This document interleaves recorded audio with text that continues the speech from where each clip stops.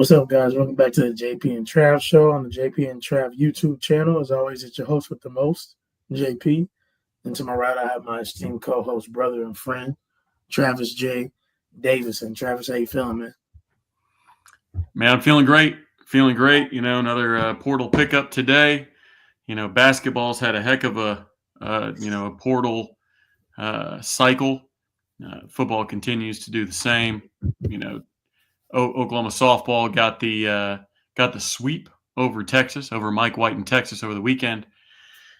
And and Oklahoma baseball's in good shape. I saw they were projected as a 2 seed in the Chapel Hill Regional today. So if you take care of business down the road, obviously we've got Ole Miss, Kentucky, and Texas, going down. But doing really good. How about you?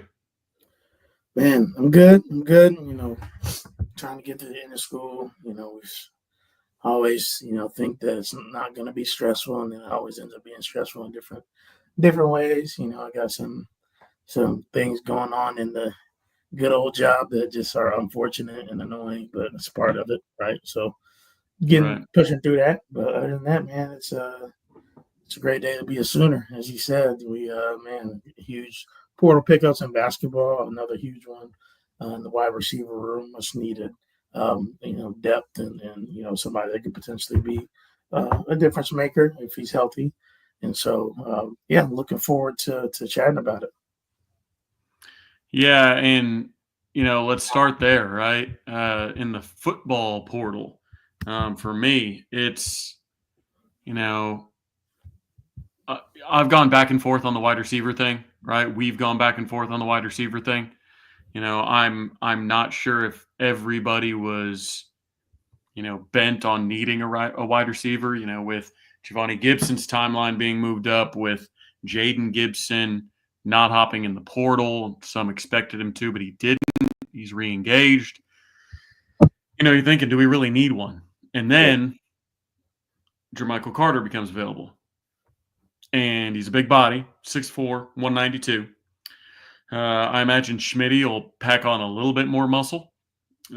But, even if he gets up to 195, 196, that's good sized body. So excited to add him. He entered the portal kind of late, and that's one of the reasons you can wait and say, hey, look, it'd be a luxury if we got another wide receiver. Let's not just take anybody. Let's not throw a bag at Trajan Bridges or throw a bag at Jonte Cook or anything like that. Like you have time. You can still take a flyer on those guys, but if you're going to save some funds, this is the guy to save the funds for. He led a bad McNeese State passing attack last year in his wide receiver categories. The quarterbacks for McNeese State last year combined to throw 12 touchdowns and 12 interceptions. Oh, my. Yeah, so, we had a rough quarterback, year in Norman, but it was pretty bad too. So, within 48 hours of him jumping in the portal, Utah, Vanderbilt, Baylor, Colorado State, UConn, West Virginia, Virginia Tech, Tennessee, and Oklahoma all offered. So this is not a guy that was just hanging out, in the lower levels of college football, and Oklahoma just decided to reach down there and grab him. He was a guy that a lot of people were after, and a lot of people were after immediately. So I like to pick up. What are your thoughts on how the wide receiver room's looking now after the pickup of Jermichael? Yeah, no, I agree with everything you said. Again, I think it gives you another guy that could be a difference maker, especially when paired with the room that is there. And obviously, the hope is that Giovanni Gibson's injury, while it's rough, that he would potentially even be able to be back towards. And so having another kind of big type receiver out there is going to be, I think, big for John Mateer. And it helps, again, that you have a guy like John Mateer, leader, that knows Ben Arbuckle's offense and can get him assimilated quickly. Even though they don't have the winter and the spring to get through it, they still have some time. They still got the summer. And so hopefully they can get out there, get some reps in, throw the rock a little bit. And, hopefully he stays healthy. And, we're able to see what he can do on Olinville come fall. Yeah, it really, you and, Sooner Cowboys, they bring up, hey, stay healthy, right? You got to stay healthy. And it's funny because I really feel like we've only started saying that in the last year or two because we've been dealing with these injuries. We just assume it's like, well, he's coming to Norman, so I don't know if he's going to stay healthy. He's a wide receiver at OU. He's probably not going to stay healthy. But I think it's actually good timing in the summer for him to come in because while those other guys are on the shelf, Mateer can still get reps in with this guy, right? Like he'll be able to come in and get his reps with him and Michael Hawkins Jr. I don't think he'll miss a beat. He's played college football a couple of years. He gets it. He knows what it looks like, everything like that. So, but Porter Moser, man, looking good. Talk about it, JP. On fire, man. I mean, what has it been? Three pickups or 3 or 4? 4 since I mean, I'm obviously Porter has. We know he does have the nickname Porter Moser, but it certainly has not hurt that you have one Ice Trey as your assistant general manager, and so you have to believe that that's a huge piece of this. You have to believe it. Yeah, you have to, and apparently some of the, some of the talk was that I think it was Jeremiah Fears' dad who was in. I think he was in Darion Reed's ear saying, "Hey, you want to go to Oklahoma? Like you want to go to Oklahoma? You'll like it there, all that kind of stuff." So, we've got Rayford Young, Trey Young, Jeremy Fears, everybody helping out with the efforts, and it's resulted in Oklahoma putting together probably Porter's best roster since he's been in Norman, and that's big time. So, excited for Porter. I think it's probably the most excited I've been to start a basketball season. Like I'm ready for basketball season to be here because I think we're going to be really good. Yeah, I mean, you got to say most excited you've been since what? Since before Buddy's senior year, or even maybe back to before Blake's sophomore year with anticipation. Yeah, I mean, Trey brought a lot of excitement, but I knew that team wasn't very good. Right. So, yeah, it'd probably have to be Buddy's last year. Yeah. But, yeah, I think this team is a Sweet 16 type team, right? Sweet 16, Elite 8 maybe. Depends on how it breaks for you. Depends on how the bracket breaks for you. If we if we beat UConn this year, we're probably not beating national champion Florida. Like, it is what it is. Probably not. Our guy, Seth Ammerman, has a super chat. Appreciate that for us. Why is Joe Jon Finley still employed at the University of Oklahoma? Trav, you want to take that one? Look, it's a fair question. It's a fair question. And, I know he is a favorite in the Switzer Center. Like that. Everybody loves him. Everybody loves him. And that's part of what you get for hiring likable people, right? If this guy was some a-hole, he probably wouldn't have a job. But, it's everybody likes him. Everybody that I talk to in the Switzer Center, anytime you bring up Joe Jon, they're like, I don't get why the fans don't like him. We love him up here. It's like, I mean, you've got to produce. And I do not want to keep hearing about the standards of excellence, championship mindset, all these standards. And you can't recruit the tight end position. Yeah. You can't develop the tight end position. I don't know if it was a scheme holdback. And part of the reason, I mean, Jeff Levy rumored to urged Brent to let Joe Jon call the offense instead of hiring Seth because he could have called Jeff's offense. So now he's not even has anything to do with the offensive play calling. So I just, if you don't have anything to do with the play calling, like what are you hanging your hat on if it's Joe Jon right now? Right. What are you hanging your hat on? Is it just you're an OU legacy that everybody in the Switzer Center loves? Okay, then we need to, I don't know, we might just need to, I don't know. I'll just say the fan base has very fair questions about him. Yeah. Because you can't, out of one side of your mouth, say, we have the standard of excellence, nothing but this, that, and the other high standards, and not hold that same standard for your tight end coach. So I agree 100%. I mean, Travis and I, I feel like you and I notoriously will generally defend the staff on here, especially, when people are maybe being a little bit too, doomer like. I feel like we try to be fair 100%, but we try to err on the side of like, hey, man, like, there's some things going on or, whatever.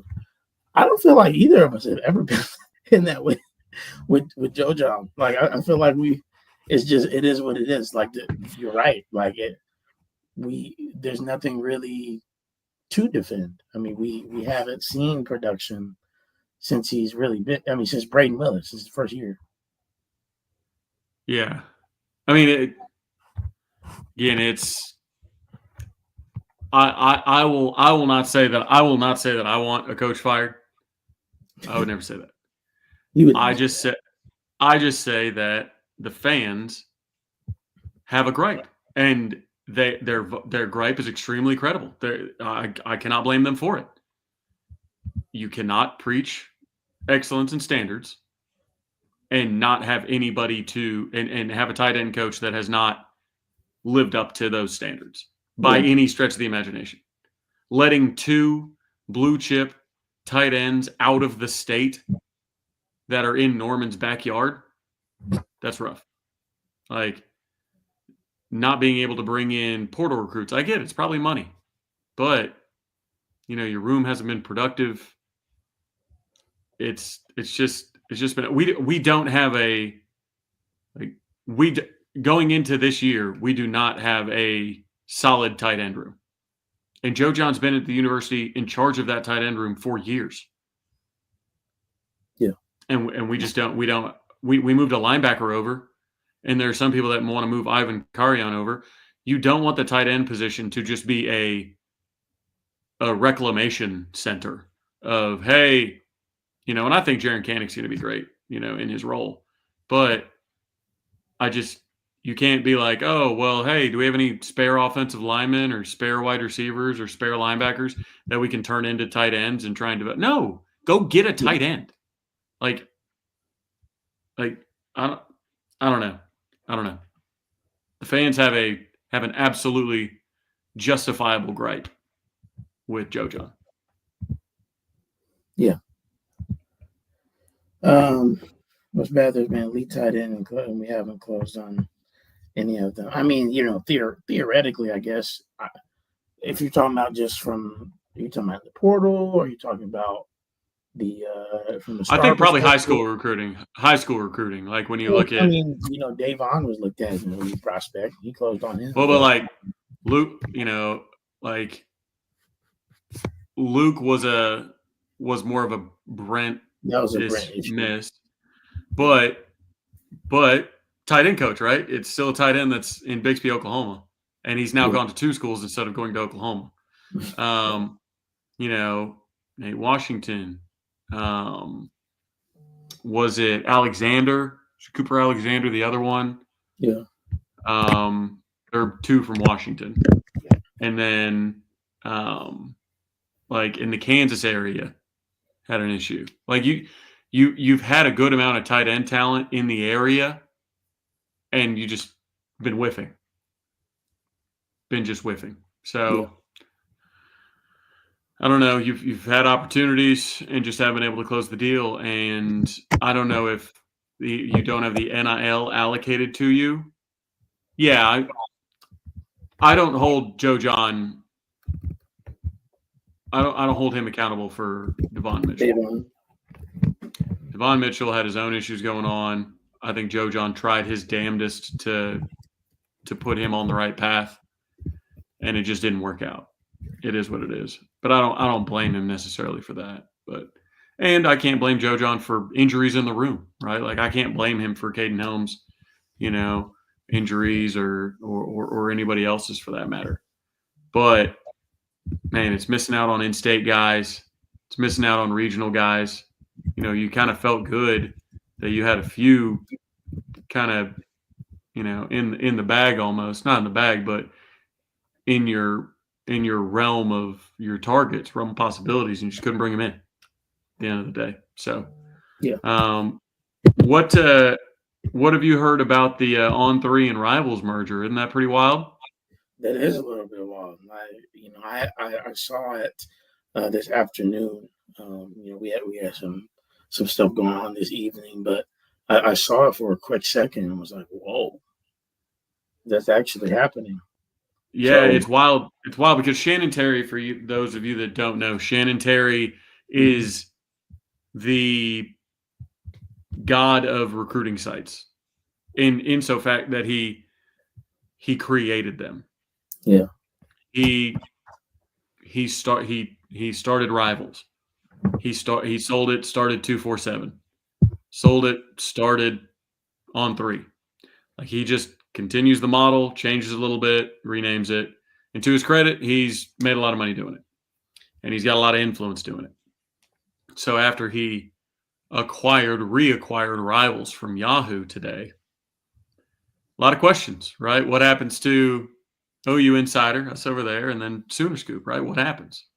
yeah, I don't know. The details seem to be that Rivals will be a high school recruiting site, and On3 will manage more of the college NIL type team news type stuff. So I guess they're basically saying, hey, all of the talent, like high school talent evaluators, scouts, everything like that, they'll go to Rivals. And then, as I understand it, On3 will handle all the college stuff. So, and he's always, he started Rivals years ago, and he wanted, he might want to buy back 247 and just have all of it.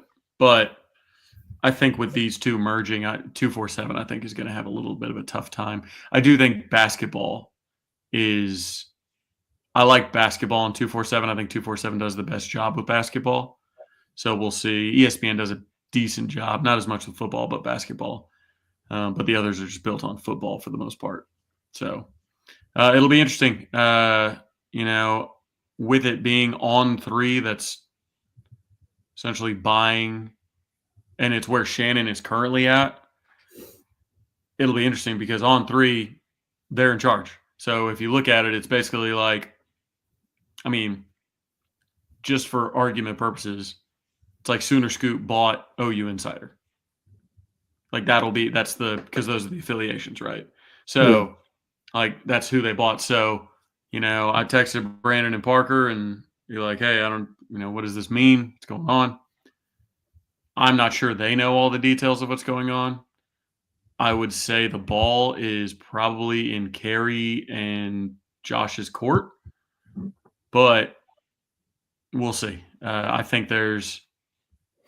don't think it's a situation where you want to completely, axe all of OU Insider just to, push them out of the market, because those are guys that provide revenue, right, to you. So I don't know. I'll be interested to see how it all shakes out, but I'm pretty sure the leverage is with On3 at this point. Yeah. No, it'd be interesting. Hey, I think it would be a crazy type of crossover if they somehow got all of them to sit down. Wouldn't that be interesting? Yeah, But some people would have to delete some tweets. They certainly would. I would also venture out there and say, hey, I just want to point out that JP and Trav did it first. We were the first. The first. No, just yep. Hey, nobody's acquired us yet. Nobody's merging with us. So nobody's merging with us. No. Nobody got us in the merger. So we're still holding it down. I did want to, Seth, I'm going to get to your other super chat, which I appreciate. That's a little bit of a longer piece. I did want to really quickly talk about the draft. Obviously, Billy and Danny both got taken in the 4th round. Danny went to the New Orleans Saints, and Billy Bowman ended up going to the Atlanta Falcons. And so they are going to be in the same division, which is fun. and they'll see each other twice a year. They're also in the same division, obviously, as Baker, and so that'll be interesting as well. But what were your initial thoughts, Trav, on where Danny and Billy got taken? Did you feel like they were too low? Did you expect that? And then what about where they got taken?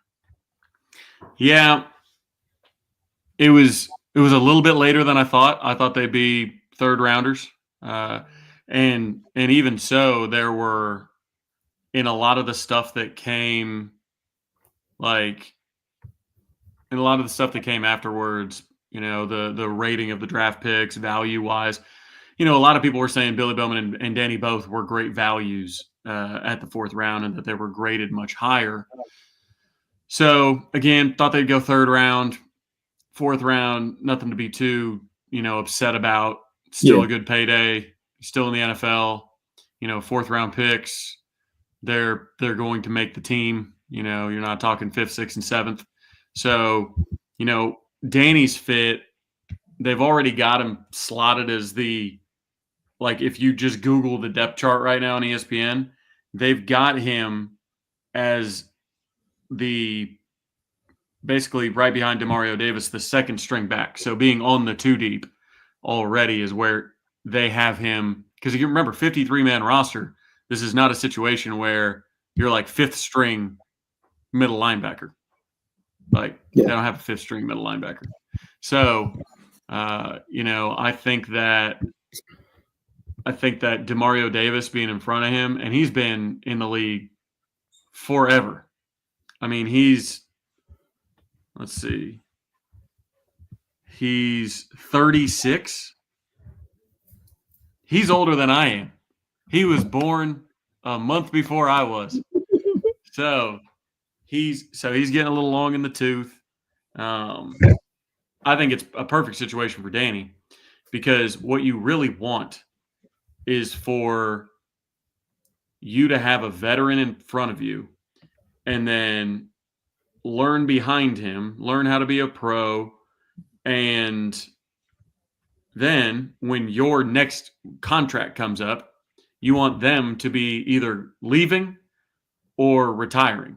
And if you're a 36-year-old linebacker and Danny is behind you, he gets to learn for a couple years, getting rotated in, and then he has the opportunity to step into that role, because after 4 years, Demario Davis ain't going to be a 40-year-old linebacker. Let's be honest.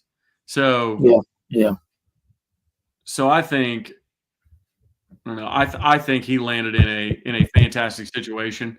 I do think the Stutzmans in New Orleans, like Papa Topsy and Bourbon Street, I mean, that is when an unstoppable force meets an immovable object. Whenever Papa Top ends up on Bourbon Street.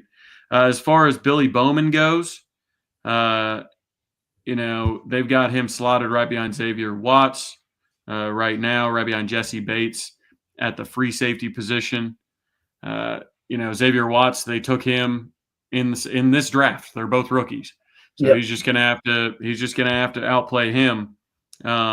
Most people are saying that he'll play nickel, which would put him behind Clark Phillips and D. Alford. So either way, I think Billy can play either position. I think most people say that, Billy's going to play nickel. Sooner Cowboys saying that. And I think that's what most people said in like the draft coverage, that's what he'd play. But there's a pathway to him. If you go get the ball, there's always going to be a spot for you. So, I'm excited for him. I think he's going to – I really like – while I don't like the team, I really like their branding. Like, I think that black Falcons uniform is going to look crazy on Billy Bowman. Yeah. So I think that's – I think that's going to be dope. So I almost feel like Billy just, I feel like it's easy to see Billy fitting in Atlanta, and it'd be interesting to see, what Jada does, and obviously she'll be playing some professional softball and different things like that. But it'd be fun to see what their career turns into, and relationships as they continue to head on. And then, I'm excited to see what the Bayou does to Danny. Man, that's they're gonna love him down there. They are. They're gonna absolutely love him down there, and it's good. It's good. I can't wait to go. I can't wait to go see him down there. Yeah. All right, I wanted to get to this. The other super chat. Thank you, Seth, again. He said flip flop Texas and OU schedule for this season. What are the losses for each team? Win and loss totals. So let's see. Well, they start with a tougher game, I'll tell you that much. But their SEC schedule is significantly easier. So let's go. Let's look at Texas' schedule first. And I'm pulling it up here so everybody can see. So our wonderful fans and subscribers and people that are watching can look. All right, so here we go. Here is Texas' schedule. They start off at Ohio State at the Shoe, August 30th, and that obviously is a big one, right? That's going to be a huge game. It's going to be Arch Manning's really first big-time game. And it's at the Shoe. It's not an easy place to play. No. We saw Baker play there in 2017, and he did what he did. But it's a difficult place to play, man, especially defending national champs, man. Opening up with Texas. I mean, it's going to be raucous in there. I might you look at homes in Brookville, Indiana here? No. Off 10051 Darrell Road in Brookville, Indiana. Dang, man, 6-bed or 4-bed, 3.5 bath, 3/4 mil. Oh, you're talking about right here? No. We're looking at some targeted ads for JP right now. No, it's crazy. I ain't got that type of money. Them ADs, man, the ADs should have been a coach. Yeah, I mean, Ohio State, Arch's first start. Ohio State obviously loses a ton to the draft. One of the few teams that had more than Texas to the draft. Two teams that are kind of blank slates, if you will. Ohio State's been recruiting at every level that Texas has. So, but on the road, like you said, that's going to be a big deal. San Jose State, yeah. UTEP, yeah. Sam Houston, yeah. At the Swamp and DJ Lagway. You giving that one to him? So they're 3-1 right now. If we say they're losing to Ohio State, yeah. I mean, it's hard to say. I think that Florida obviously is somebody that people are saying is one of the most improved teams, and DJ Lagway, he had the injury at the end of the year. People are obviously expecting him to be, something special, and so I think it's just going to be a battle of the, young quarterbacks, and so which one is going to be able to step up and do some things. I think both of them have really good rosters, at least on paper. I think Texas does as well. Obviously, they lost a lot too, but they also added a lot in the portal, and they had no more recruiting class, and so obviously they're still going to have a bunch of talent. Which again, Texas always has just been the development, and at this point, I think you could say like, hey, they're starting to develop talent, which again, we always said would be scary for the rest of college football, because that's just reality. I don't have a problem saying that as an Oklahoma fan. That's just the truth.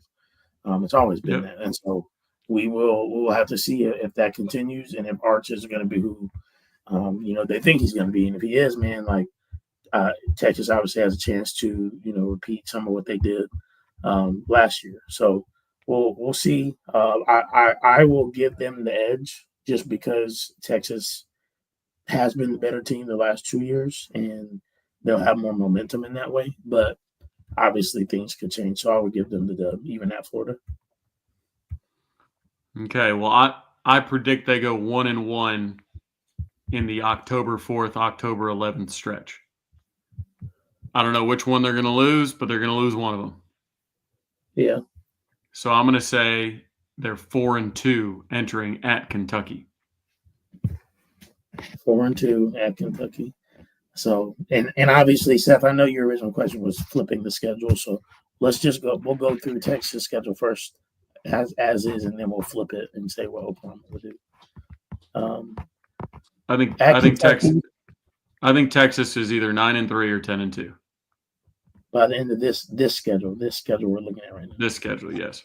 Yeah, I mean Georgia and A&M are both tough games. A&M is a rival, and again, say what you want about them, they still recruit well, and Mike Elko obviously has done some nice things, even in his first year. But Georgia and Arkansas is not, that's kind of, you look at that and you're like, it depends on how they are. Georgia's going to be Georgia, so that's going to be a tough game, and it's at Georgia's at Sanford Stadium. And so, I would probably chalk that up as an L, in my opinion. But I can see them winning Kentucky State, Vanderbilt, Arkansas, and A&M. So I would agree with you, 10-2. I think Oklahoma with this schedule would go 8-4 or 9-3, and I think that Texas will go 9-3 or 10-2. Now those can obviously be, those aren't ceiling and floors. I think that's about what will happen. So I think they're a game better than us on this schedule. What do you think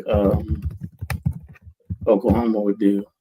Or excuse me, what would Texas do with Oklahoma's schedule? Which we'll look at right here. Obviously, again, Michigan being the one kind of game on there that you look at and you go, hey,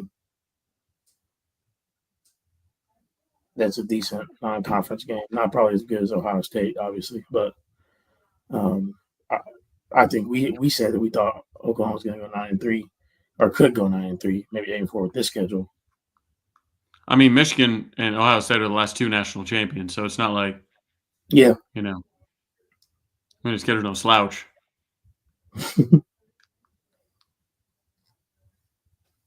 Man,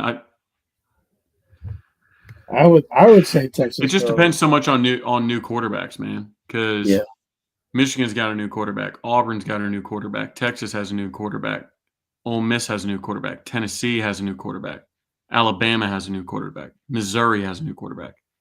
Like 7 of those teams have new quarterbacks, and I know we do too. But ours led the nation in touchdowns last year, and he's bringing in his OC with him. So I think that's a little bit different. So. Yeah. Obviously, I mean, even this schedule changes with everything they have with Nico, right? I mean, right, exactly. I'm not saying it's less daunting for sure, but obviously you're still going to Neyland. But it's a lot different conversation now, right? Than at that point. Do we know what Ole Miss is going to? Who's their quarterback? It was one of the guys they had on last year's squad. I forget. Okay. I'm sure we'll find. I'm sure he'll be Lane Kiffin's quarterback, so I'm sure he'll put up a bunch of numbers. Yes, dude. And then Bama's obviously Bama. I mean, they're going to be bringing in a quarterback, but it's at Bama, so it's always tough. I don't think Missouri will be as good. And then LSU, again, we'll have to see. I mean, Garrett Nussmeier obviously is back, and so just him being a quarterback that was – and Nick Anderson and Bauer Sharp. Yeah, I mean, if Nick's healthy, we know what he is. We know what Nick is when he's healthy. Texas lost a lot of talent experience. I don't see them winning 10 games, 8-4 if I had to pick. I hope they go 8-4 worse.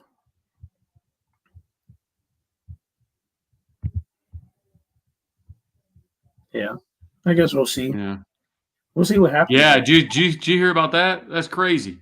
What happened? I did not.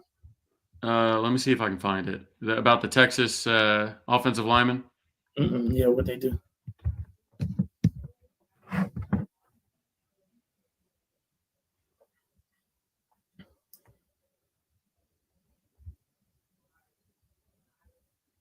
Let's see if I can find it.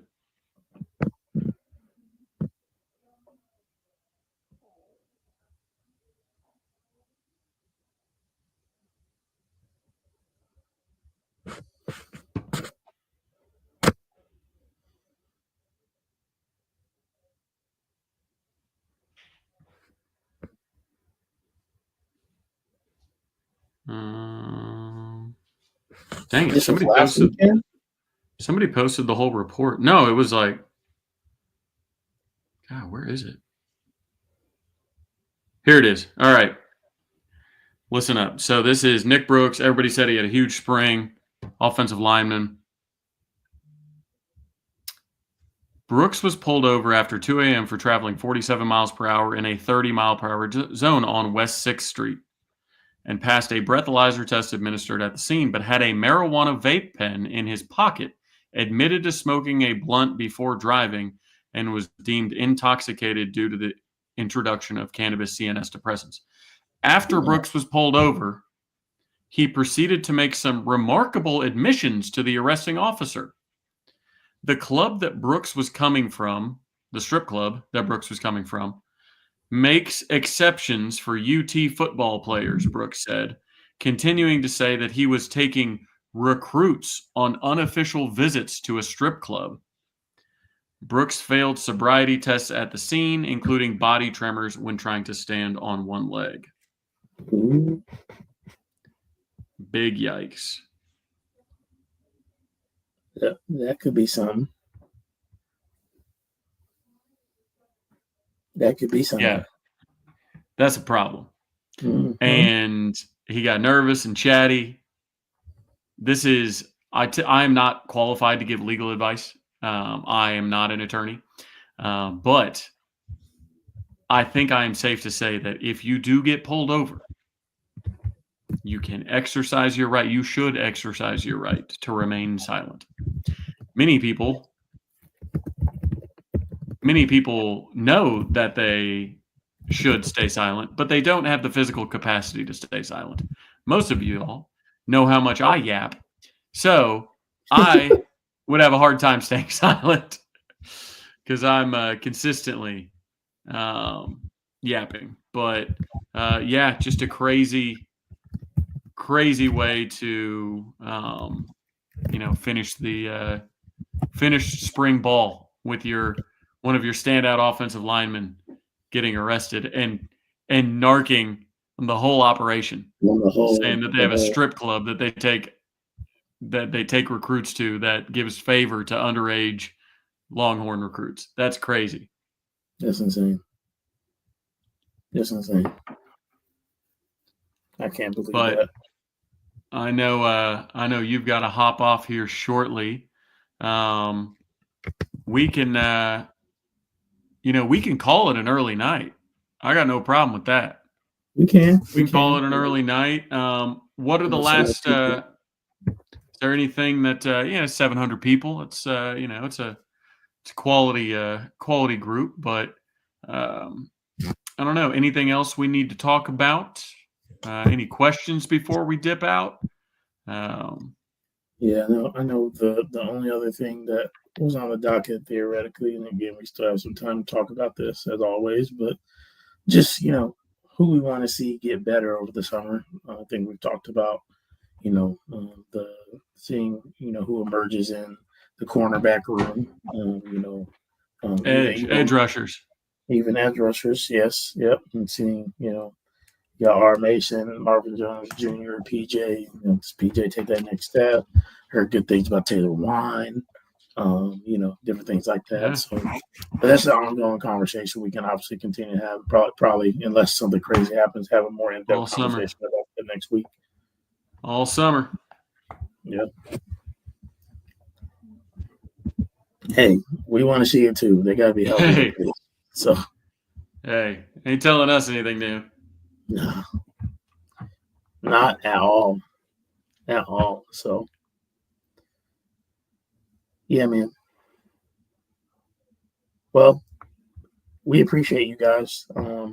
Sorry, I got to cut out early. I got a work call I have to take. I don't normally even have calls like this I have to make, but like I said, things have been a little wild. So, handling some business. You're gonna have to tell me about that off air. Yeah.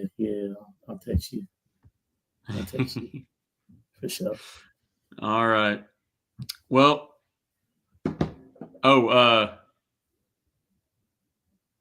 I'll do. Actually, I don't know. Do I have a sign off today? Let's see. No, I'm good. I think I already did mine. So. Yeah. Sooner. Go. Say what? Oh yeah. Well, cool. Well, appreciate you guys for tuning in, per usual, all 700 plus of you. Thanks for engaging in the comments. We'll see you guys soon. And JP, have fun with that phone call. Yeah. I'll let you know what happens. Boomer.